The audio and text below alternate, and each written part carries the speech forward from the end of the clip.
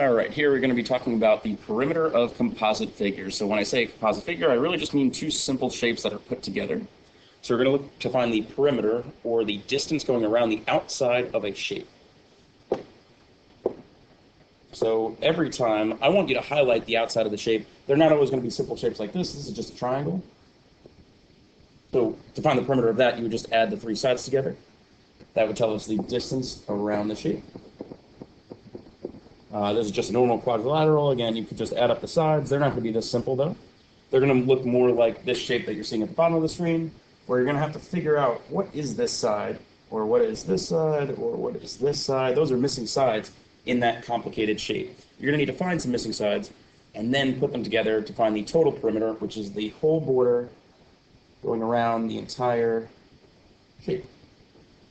So we would add up all of those different sides. We're going to get to complicated shapes like that. Really, what I want you to do is just find one missing side at a time, and do not use formulas for perimeter. The problem is, this is the perimeter of a rectangle. That's the formula that you're seeing there. If you think about, I'm going to outline this one in red. If you think about this rectangle,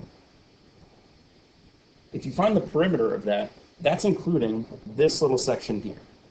The perimeter of that red rectangle that I just drew, the distance around the outside would include this section.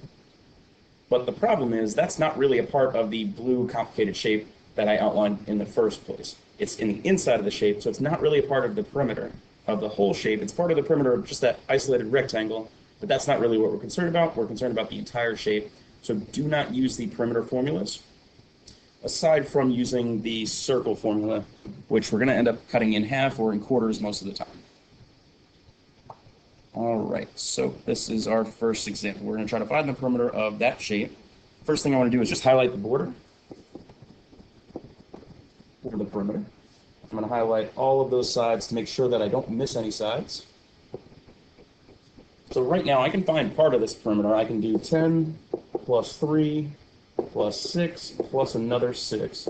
But I'm missing two sides. I'm missing this one, and I'm missing the one on the bottom. So I have to figure out those missing sides before I can do anything. I'm going to find those missing sides, and then the last step will be to add up all of these sides. So to figure out those missing sides, I'm really thinking about the sides that are directly across from those missing sides. This side, directly across from that, this is the exact same length. So those two blue lengths that I just highlighted are the exact same thing, and it's not super helpful right now because I don't really know just this part. But I do know the rest of this. This and this are also the same. And it says that that one's 6, so this also has to be 6. Now, if this section is 6 and the whole thing is 10, that has to be 4. So across from that, on the other side, that's also got to be 4. So I found one of my missing sides. That's got to be 4, because 6 plus 4 is a total of 10. And I'm going to erase that to clean this up. And I'm going to find the side on the bottom. So I don't have anything labeled there, but directly across from that, anytime you see one of these rectangular shapes, you want to look directly across and think about what parts it's broken into on the other side. That section is lined up directly across with this 3, which means they need to be the same, so that's 3. This section is lined up directly across from this little side here, which is 6. So that also has to be 6. You could put those together here and just say this is 9, or you could just add them up separately. But we know that that's 3 plus 6 for a total of 9. And that gives me my last side. Now I can add up all 6 of those sides to find my final answer. So the whole perimeter of that is 38. When we're talking about perimeter, we're talking about the distance going around the outside. So here we're talking about the meters, the 38 meters that it takes to walk all the way around the border of that shape. All right, you can do these other 2 on your own.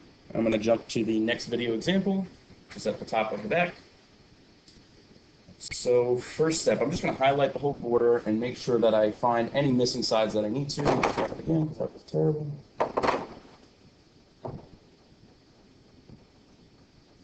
Not much better.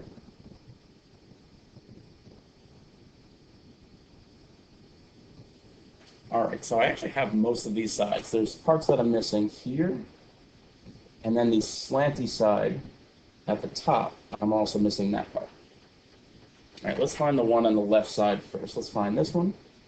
I see directly across from that, I have this length of 8 from there to there.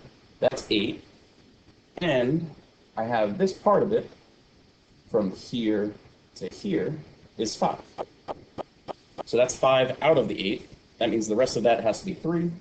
So that has to be 3, and then directly across from that, that's also got to be 3. Don't ever just judge what you think it looks like. Obviously, that does look like it's 3. It looks like it's the exact same thing as this, but you don't want to just use your judgment on this. It might not even look right. Like, to me, this doesn't look like 4. If this is 5, that part doesn't look like it's 4. So you don't really want to just use your judgment. You want to actually find it with the sides that you have. That's telling me that that's got to be 3. And now the top part. We have a slanty side here. Anytime you're trying to find a slanted side like that, that is a dead giveaway for using Pythagorean theorem. We have a right triangle here. We actually do know this dotted, that dashed line at the bottom. And we know this side. So I'm actually just going to redraw that triangle. That's my right triangle. Directly across from that, that's the one I don't know. I know this side, that's one of my legs of the right triangle, that's 3. And then the dotted line, if this whole thing is 12, and from there to there is 4, that part has to be 4 also.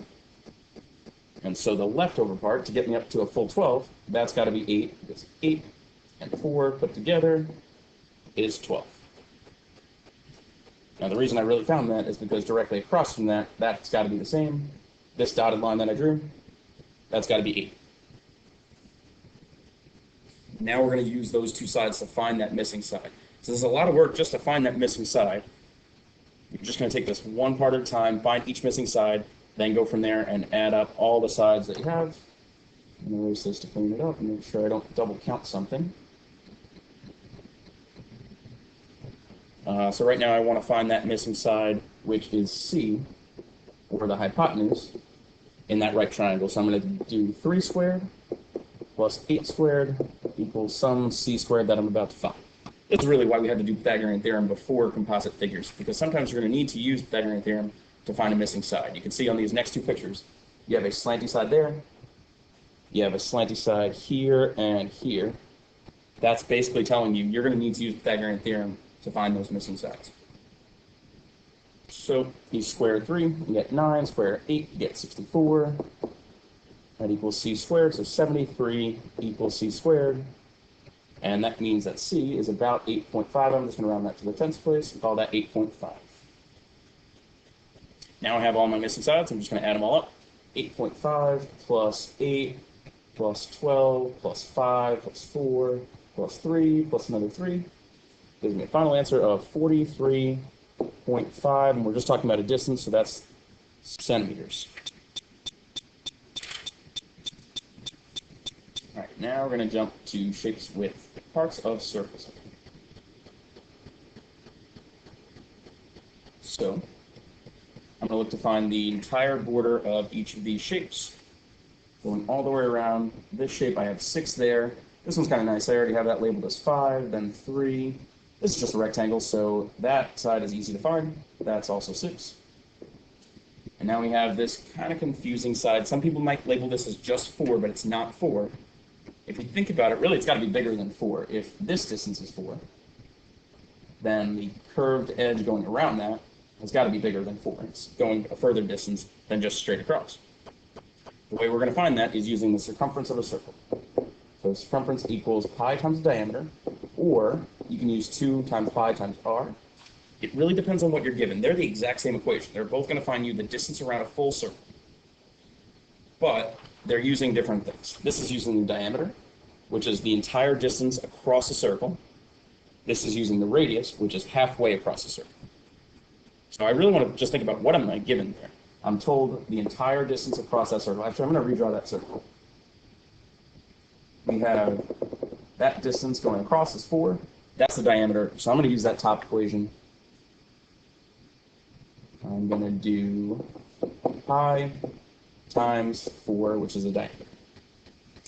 I'm going to round pi to 3.14 because that's what we're going to do on the SOL. We're just going to call that 3.14. So the circumference of that circle would be 12.56. You got one more step to actually find the distance around that half circle. We only have half of that circle. The distance around this full circle, if I think about the whole distance around it, the circumference, that's 12.56. But I don't have a full circle. I only have the left half of that circle. So we're going to divide that by 2 and find out that this is 6.28. This number gets divided by 2 because circumference is talking about a full circle. We don't have a full circle. We only have half of the circle. So we do 6.28 plus 6 plus 3 plus 5 plus 6, and that's 26.28. Again, we're talking about a distance, so we'll just use the units that are given to us, which is feet. One more example. Let's highlight the entire border. We have 12 there. We have 30 here. This has got to be 12 also because that's a rectangle.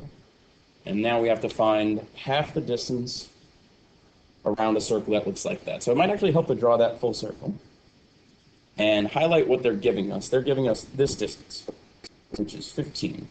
That's going halfway across the circle. So the radius of that circle is 15. The diameter is 30. Actually, that's what we're seeing here. This is the whole way across the circle. If you prefer to use the diameter, you can.